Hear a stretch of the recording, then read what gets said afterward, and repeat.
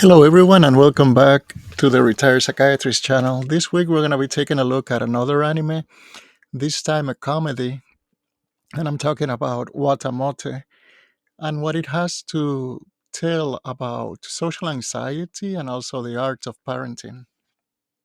Now, originally, Watamote was adapted from a manga, which it's still ongoing. I understand it has 23 volumes. The manga was written by Nico Tanigawa. The anime was directed by Shin Onuma, and it was produced by Silver Link Studio. It had 12 episodes and it was released in 2013. I'm bringing this up because my whole analysis is based on the anime. I'm not familiar with the manga at all, and I suspect that in 23 volumes, there must have been quite a bit of character development. So I don't know how much of what I'm going to say applies still to the characters in the manga. The main character in Watamote is Tomoko, and Tomoko is a girl entering puberty with all that implies, a lot of body changes, hormonal changes, probably changing schools, changing your social circle, the emerging sexuality and what to do with it, wanting to be accepted by a group, be appreciated, everything that comes during that weird time of adolescence in between being a child and developing into a mature adult. Because of her young age, Tomoko lacks insight and she blames every failure on either external agents, like it's somebody else's fault all the time, or circumstances, luck or fate or whatever else. Anything except taking a look at how her own behavior contributed to the failure. So these are pretty common problems, developments in adolescence, pretty universal. But in Tomoko's case, everything is complicated by the fact that she suffers from social anxiety disorder. So let's take a brief look at this disorder. According to the DSM 5, the core symptom of social anxiety disorder is a fear or anxiety about one or more social situations in which the person is exposed to possible scrutiny by others. For example, when meeting people, when eating in public, giving a speech, etc. So it's that fear of being scrutinized or judged by people around you. The person fears of acting in a way that will be negatively evaluated, either because of embarrassment, rejection, or the fear of offending other people. The social situations almost always provoke anxiety, and in the case of children, it can lead to tantrums. And I think we see Tomoko have at least one tantrum in the series, in the anime. So social situations are consequently avoided, or if they are endured, they're endured with intense fear or anxiety. And the fear is out of proportion to the situation, any realistic bad thing that can happen in that situation. The symptoms must last for at least 6 months, and they must cause functional impairment. So we see how Tomoko meets the criteria for this disorder. Interestingly, the prevalence for this disorder is 7% in the United States. In the rest of the world, it fluctuates between zero point 0.5 and 2%. And obviously, some cultural issues at play here that we still don't understand. Also, the disorder is more common in women compared to men by a factor of 2 to 1. I'm going to take a moment to say that this is a very treatable condition. There's treatment available, treatment works. Sometimes, oftentimes, symptoms completely remit, and even when they don't completely remit, they generally get much better to where the person can function with less suffering in society. So if you or someone you know is suffering from this disorder, remember there's help available. Make sure to ask for help. So let's take a look at how Tomoko's parents are reacting to this constellation of uh, con- circumstances where their daughter is now entering adolescence, going through a lot of hormonal changes with very little insight in the context of having a social anxiety disorder. And what we systematically see throughout the series is that they generally ignore the behavior. They probably think it's just a phase, and they don't talk about it. They don't certainly don't talk to her about it, or discuss it, or try to enlighten themselves about what's going on. And when they cannot ignore it anymore, like the episode where Tomoko used a vacuum cleaner to make it seem like she had a boyfriend that was uh, giving her hickeys to impress her little cousin.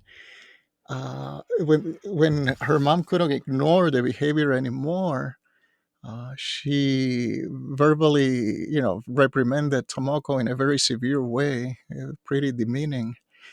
And when Tomoko, in turn, reacted by throwing a verbal tantrum, her mother slapped her. So this is an infantilizing attitude. You're treating the adolescent like a kid, like you can make this problem go away, um, making it disappear instead of dealing with it. But my impression is that Tomoko's parents, what they lack is not love. To me, they appear to be very loving parents. That's the impression they give me. What they lack are parenting skills. In particular, one of the most important parenting skills, after you have a lot of love in your heart, the next thing you need to raise children is a lot of flexibility, because the needs of your children are going to change throughout their lifespan. So, what an infant or a baby needs, it's very different from what a toddler needs. And in turn, that's different from what a school age child needs. And the needs change again in adolescence, and once more when they develop as a mature adult. So, by nature, each of us is going to have a sweet spot in our parenting skills where we may feel more comfortable and enjoy more a particular stage of the children's life compared to the others. And that's okay.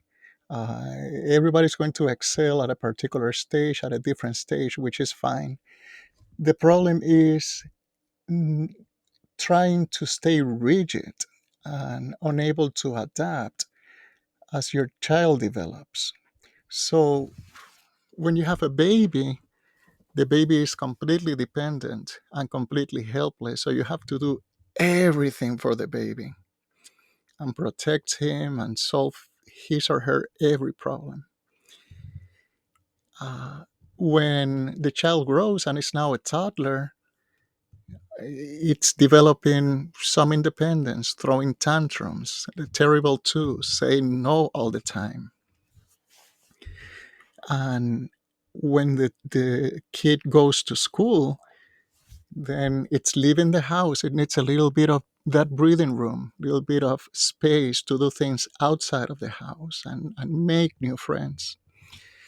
And in adolescence, like we said, the hormonal changes, the emerging sexuality, the influence from the peers, the desire to be accepted or fall in love. Those are very different needs. And again, the needs change again in adulthood. So if you keep, let's say that your sweet spot as a parent is infancy, and that's where you feel the most comfortable and the happiest, is when you have a baby and you're doing everything for the baby and everything is so cute and new and innocent. If you stay there, if you try to impose that set of skills on the child as he or she grows up, it's going to be a problem, um, because you're not going to give the developing person space to go through that development, independence, the chance to make mistakes, to solve their own problems. Now, this is not a death sentence. You don't need to be a perfect mom or dad. All you need to do is, a good enough effort.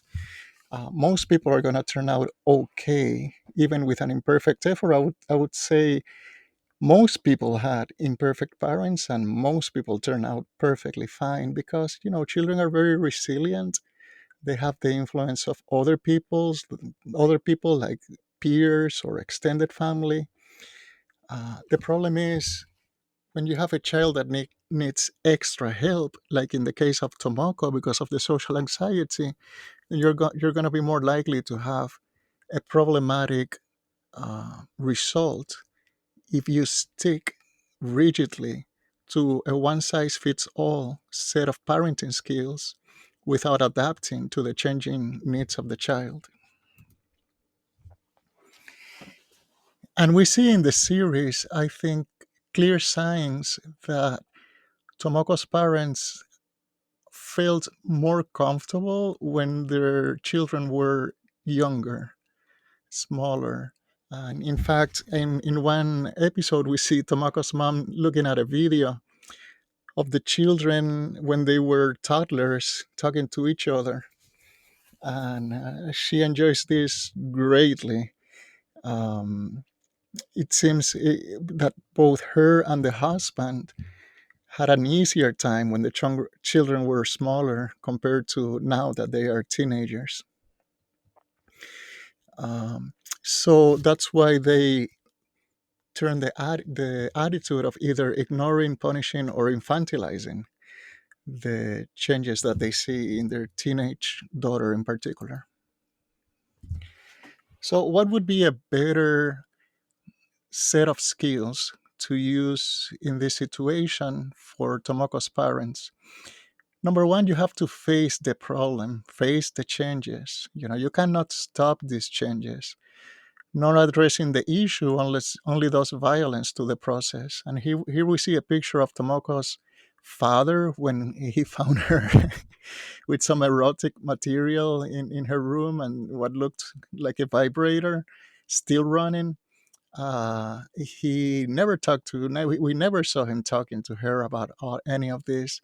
He just picked her up like a little child, very lovingly, yes, but still, you know, uh, in a way that seems to indicate that he felt more comfortable dealing with his daughter as a little child as opposed to as an emerging adult. And then once you face the changes, that things are changing, that the process that your children are going through, you empathize. Hey, I went through the same thing. I remember things were weird back then, and I need a little bit of help and a little bit of guidance. So let me do the same thing. We offer a little bit of that to my own children. Educate, offering context and direction. Let's talk about what's going on. Do you have questions? Let me help you understand what's going on. I know this is going to be weird, but I don't want you to feel isolated in all these changes. What you're going through is natural, and chances are everything's going to be okay. And don't keep treating your daughter or son as a child during adolescence and beyond. You have to, again, you have to adapt. You have to be flexible. You have to change your approach. One of the things we see in practice oftentimes are the parents of adult children still infantilizing them, not respecting their own opinions or worldviews, or wanting to solve every problem, like keeping their children from experiencing any suffering. So any little thing that they need, any crisis they want to solve for the children, they are relating to the children as if they still were that little baby that they did everything for. And in adolescence, you need to give your children freedom to explore.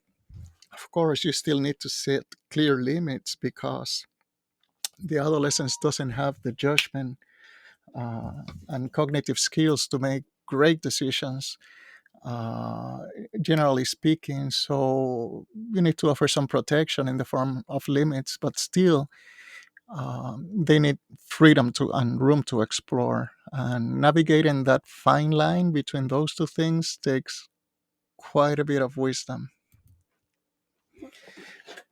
But again, it's not about perfection. It's about doing your best in a loving way.